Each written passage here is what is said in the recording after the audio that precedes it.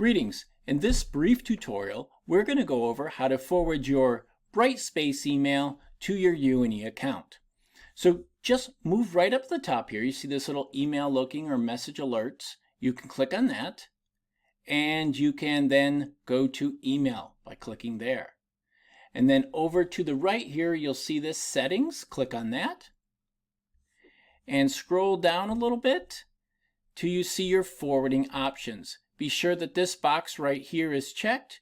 You have written your UNE email address right here, and then decide how you want to forward your email so that it best serves you.